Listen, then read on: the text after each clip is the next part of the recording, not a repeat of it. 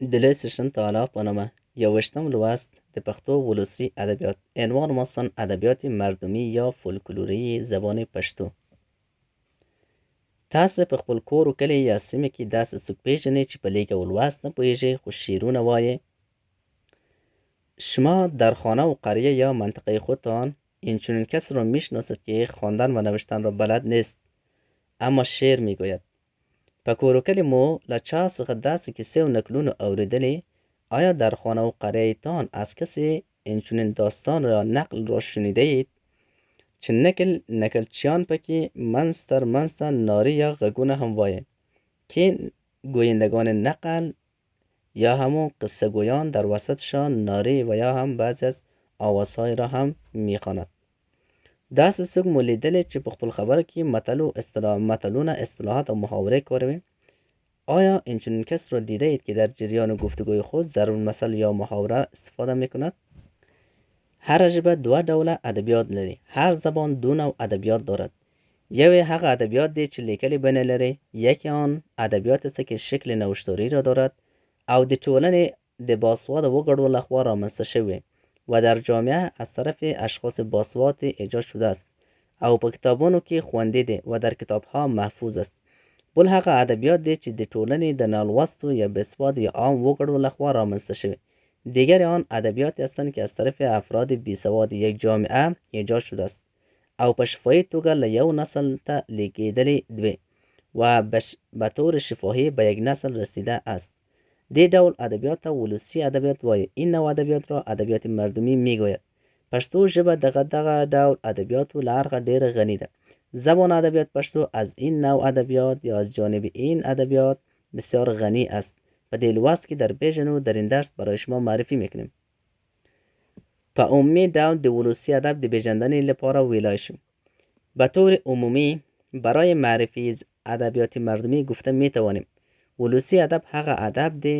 ادبیات مردمی آن ادبیاتی است چې د یوې ټولنې د عامو ولسو یا په بله وینا د نالوستو وګړو لخوا رامنځته شوی که در یک جامعه از طرف مردم عام و یا هم از طرف افراد بیسواد یا اشخاص بیسواد ایجاد شده باشد. دا چې د یوې ژبې ټول لیکلي یا تحریری او نالیکلي شفاهی منظوم او منثور هنری آثار ادبیات ګڼل کیږي. این که تمام آثار منظوم و منثور یا به شکل تحریری باشد و یا هم به شکل شفاهی ادبیات شمرده می شود. نو همدې پیژندنې ته پاملرنه ولسی ادبیات. پس با توجه به همین شناخت یا به همین معرفت ادبیات مردمی د هر ملت او ولس د ادبیات په تاریخ کې ډیره ارزښتمنه ونډه او نقش لري. در تاریخ ادبیات هر مردم ارزش و سهم مهمی دارد و نقش مهمی دارد او د هغو د یادونې او مطالعه پرته د یوې ژبې د ادبیات مطالعه نیمګړې ګڼل کیږي و بدون مطالعه همین ادبیات مردمی مطالعه یک زبان ناقص است. یعنی اگر ما بخوایم یک زبان را مورد مطالعه قرار بدهیم باید ادبیات مردمی او را نیز مورد مطالعه قرار بدهیم. ولسی ادبیات چې د فولکلوری ادبیات، شفاهی ادبیات و عوامیانه ادبیات په نوم هم یادیږي. ادبیات مردمی که به نامهای ادبیات فولکلوری، ادبیات شفاهی، ادبیات عامیانه هم یاد می شود معمولا شفاهی بڼه لري. معمولا به شکل گفتاری یا شفاهی است. په هغو ټولنه او ولسونو کې ډیر زیات او پیاوړی وي در جامعه او بسیار برجسته و قوي است چې لیک او لوست یعنی سواد خپرېدنه پکې ډیر نوې عامه شوې او وګړي د سواد له نعمت څخه بې برخې وي. همین ادبیات عامیانه در جامعه بسیار رواج است یا بیشتر هستند که در آن جامعه سطح سواد در آن زیاد بالا نباشد یا مثلا سواد خواندن نباشد و مردم آن از سطح سواد به برخه یعنی برخوردار نباشد. زموږ هیواد او ټولنه هم چې د ځانګړو سیاسي، ټولنیز، اقتصادي، فرهنګي او جغرافیایي عواملو له مخې د دغسې ټولنه او ولسونو د کتار په سر کې راځي. جامعه ما و کشور ما هم نظر به حالات سیاسی، اجتماعی، اقتصادی و فرهنگی و جغرافیایی و عوامل متعدد در قطار همین نوع جامعه ها می آید. یعنی جامعه که نسبتا سطح سواد پایینه. نو ځکه پکې د لیکل او ادبیات په پرتله د دغه ډول یعنی ولسی ادبیات پانګه درنه. پس په می خاطر است که می سرمایه یا می ثروت ادبیات شفاهی نسبت به ادبیات تحریری بسیار چی هستند؟ زیاد هستند یا سنگین هستند. دلته د دې خبرې یادونې ته اړتیا لیدل کېږي. اینجا به بیان این سخن ضرورت دیده می شود چې زموږ په هیواد کې بیلابل قومونه استوګنه لري که در کشور ما اقوام متفاوت یا زیاد باشنده هستند. د دغه اوسیدونکو قومونه یا ولسي یا شفاهي او فولکلوري ادبیاتو څومروالي او څرنګوالي سره لږ ډېر توپیر لري. به همین فرهنگ زنا یا فولکلور همین اقوامی که در کشور ما هستند با همدیگر نسبتا تفاوت و یکم مشابهت ها و تفاوت های دارد.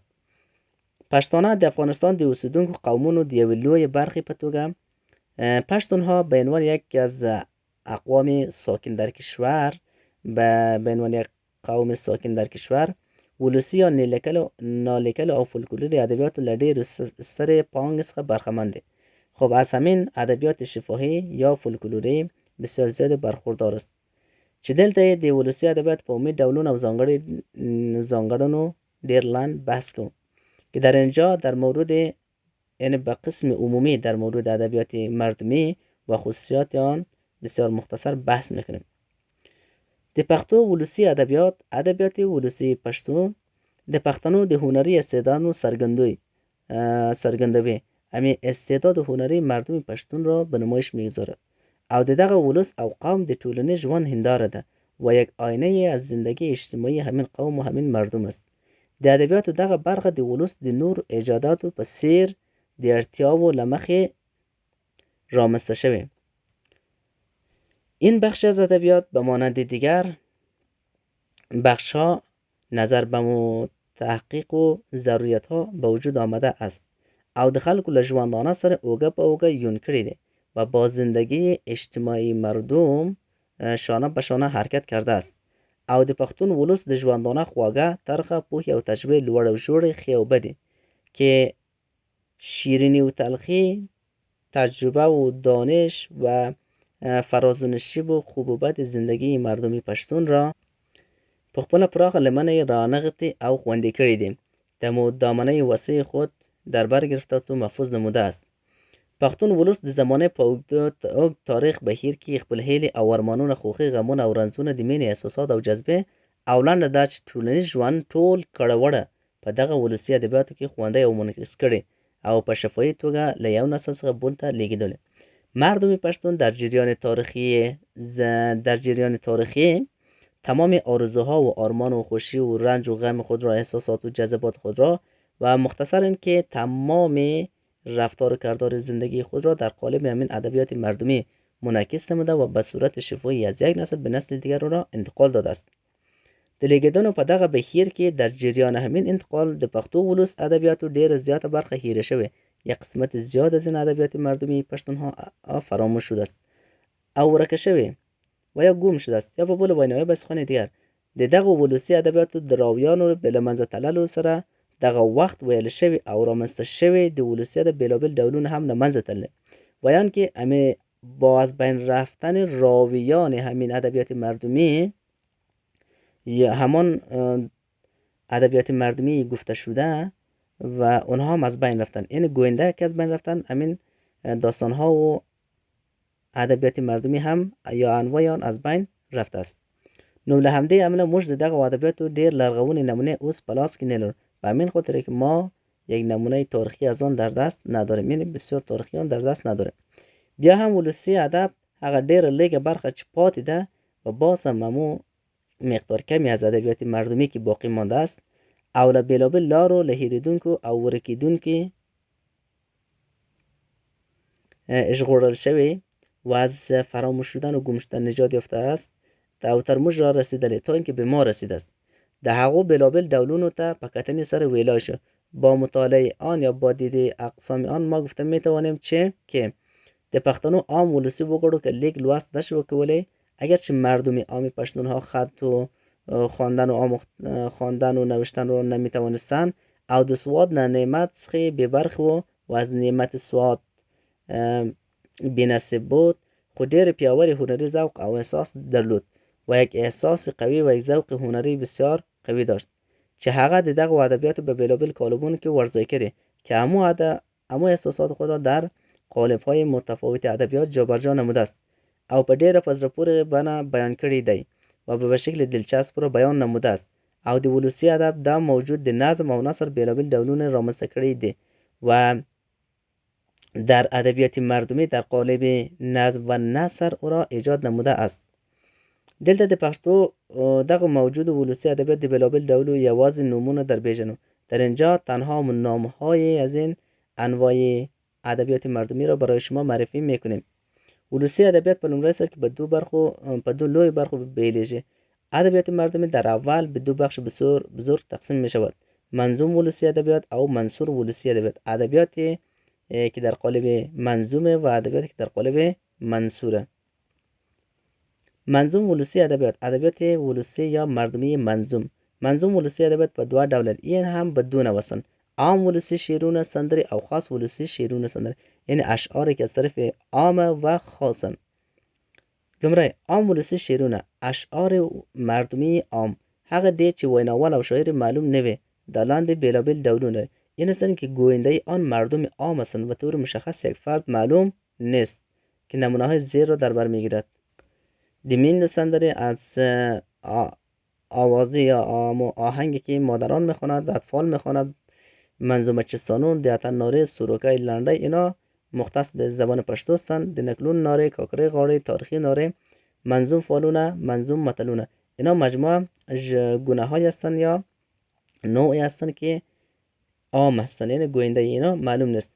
دویم خاص ولسی شعرونه، اشعار مختص یا خاص، هغه شعرون یا سندر دی آن اشعار هستند چې ویناوال یا شاعران معلوم او د ولس پیژندل شوی خلق دی که گویندگان یا شاعران آن معلوم هستند و مردم شناخته شده هستند. خلق او دغه شعرون په ورسته برخو کې خپل نومونه راوړي. دغه ډول لري و مردم یا گویندگان یا شاعران آن در آخر اشعار نامهای خود را میارد. نمونه هایشان مانند رباعی و غزل و چاربایته، لوب بگتی، داستانونه، همه اینها در بر میگیرد. منثور یا نثری ولسی ادبیات، ادبیات ولسی یا مردمی که در قالب نثر باشد. ولسی نثری ادبیات هغه اوږدې او لنډې خوږې او پخې ویناوې دي. ادبیات نثری مردمی آن سخنان شیرین و مختصر و طولانی هستند چې د ولس په منځ کې رامنځته شوي در بین مردم به وجود آمده است. ویناوال اصلی رامنځته کوونکی نه دی معلوم، گوینده اصلی آن معلوم نیست او د ټول ولس ګډ مال دی. د لاندې ډولونه و مال مشترک عموم مردم است و نمونه های زیر را دارد: ولسی نقلونه و حکایتونه، وړه کیسې، داستان کوتاه، منثور متلونه، منثور چستانونه، اصلاحات، محاوره، ټکی کلام، تشبیهات و استعارات، رمز و کنایت، دعاوی و خیراوی، ټوکټیکال به معنی فکاهی و طنز فکاهی، روایات، ماشومان لپاره کیسې و نقلونه، داستانهای کودکانه. اینا مجموعه از ادبیات نثری هستند. د ولسی ادبیات مهم ځانګړنې. خب ادبیات مردمی از خود خصوصیات دارد. این خصوصیات چی هستند؟ یک، منظوم ولسی ادب د عربی ادب د عروض او وزنونو تابع نه دی. خپل ځانګړنې ملی ولسی وزنونه. همین ادبیات مردمی تابع وزن ادبیات عربی نیست، بلکه از خود یک وزن مختص خودش رو دارد. د موضوع په لحاظ د ولسی ادب د کلیوال ولسی ژوند، ټولنیز، اقتصادي او کلتوري اړیکو څرګندونه او منعکس کوي. از لحاظ ادبیات مردمی هم زندگی دهاتی یا منطقوی، اجتماعی، وضعیت اقتصادی و فرهنگی یک مردم را چیکار میکند؟ واضح میسازد و منعکس میسازد. د ولسی ادبیات ژبه ساده، سوچه، روان او د خلکو له ورځنۍ محاورې سره برابر دی. خب زبان این ادبیات مردمی بسیار ساده و روان است و مطابق و متناسب با گفتار روزمره مردم است. ډېر مبالغه او لاقل نه لري خبری او تصنع پکې نه لیدل کیږي. خب اخبار یا مثلا سخنان بسیار مبالغه و دور از حقیقت در آن بیان نمی شود. په دې ادبیاتو د پښتو بهیر او د ژوند سیر کټمړ انعکاس مومي. در این نوع ادبیات هم جریان ها و واقعات ها و زندگیان ها منعکس می شود. ولسی ادبیات د ټولنیز او ارزښتونو په لرلو سره له لوړو هنري ارزښتونو څخه هم برخمن دي. ادبیات مردمی نظر به ارزش‌های اجتماعي از ارزش‌های هنری بالای هم برخوردار است. هغه د پښتون ولس د لوړو هنري ادبي ذوق ډېر ښه څرګندوي. همان استعداد بلند و ذوق بلند مردم پښتون را به نمایش می‌گذارد او استازیتوب کوي و از آنها نمایندگی می‌کند. په ولسی ادبیات کې اخلاق او رښتینولي په ډېره ساده او اسانه بڼه ځان څرګندوي. در ادبیات مردمی اختلاع او رختنوالی اما زیبایی و صداقت به بسیار آسانی و سادگی خود را واضح می‌سازد یا آشکار میکند. دا چې د دغه ادبیاتو زیاته برخه د نالوسته او بېسواده وګړو ذهن او فکر محصول ده. میگه این که این ادبیات محصول اشخاص بېسواد یا محصول فکر اشخاص بېسواد هستند او رامنځته کوونکي په ولس کې اوسیږي و با وجود آورنده آن در بین مردم زندگی میکند. دا ولس د ټولو مسلطو کلتوری او ټولنیز ارزښتونو او اړیکو تابع ده و تابع تمام ارتباطات های و ارزش های اجتماعی و فرهنگی مسلط بر مردم هستند. به لغت درس توجه داشته باشید. ولوسی مردمی ټولنه جامعه اوسیدونکي باشنده لوړ او جوړ به معنی فرازونشی بلند و پایینی هنداره به معنی آینه یا تصویر برخمن مستفید پانگ سرمایه ارتیا ضرورت اوگه پا اوگه شانه به شانه یون حرکت پس پور دلچسب بیلیگ جدا می شود سندر موسیقی و ایناوی سخنان زانگری مخصوص